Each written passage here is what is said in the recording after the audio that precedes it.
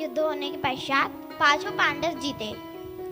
5 पांडव जीते तो श्री कृष्ण जी ने कहा कि सुनो कि अपन लोगों की जीत हुई है, तो चलिए कहीं पे चलते हैं। पांचों पांडव तो जाने लगे,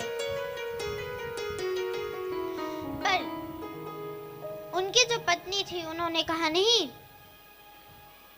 मैं नहीं जाऊंगी, ऐसा कहा।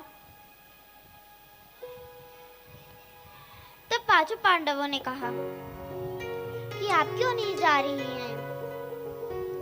तब भी वह मना करने लगी और पांचों पांडवों के 5 पुत्र वहीं पे रह गए। 5 पुत्र वहां पे। अब जैसे ही वह लोग गए, उसी रात जो दुर्योधन था उसकी तो जंघा टूट गई थी,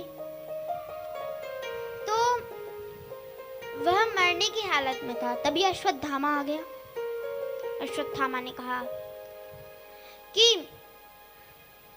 अगर आप मेरा पहले ही विजय तिलक कर देते तो मैं उसी समय इन 5 पांडवों को मार देता, ऐसा कहा।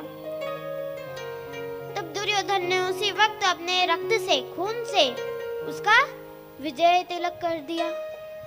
अश्वत्थामा गया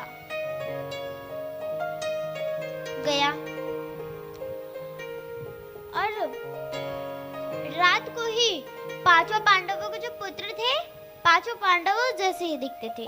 अब रात का समय था, कुछ दिखता तो है नहीं, तो वो 5 पांडवों को, पुत्रों को मार के ले आया। उनके शीश काट के, मस्तक काट के ले आया।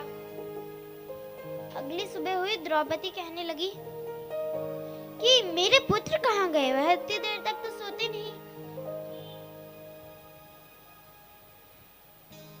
वह यह सोचने लगी, जैसे ही अंदर गई उसने देखा उसके 5 पुत्र मर चुके, उनके शीश कट चुके हैं, रक्त बह रहा है वहां से। वो बहुत दुखित हुई। जब तक अश्वत्थामा दुर्योधन के पास पहुंच गया। दुर्योधन ने कहा,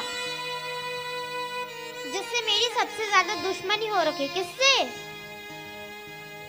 भीमसेन का सिर दो मुझको। जैसे ही उसने अपने हाथ में पकड़ा, जो भीमसेन का सिर था वह तो बहुत ताकतवर होता, वह तो किसी भी लोहे की चीज में टकरा जाता था तो टन्न सी आवाज आती थी। वह सोचने लगा कि यह कैसा मस्तक। उसने जैसे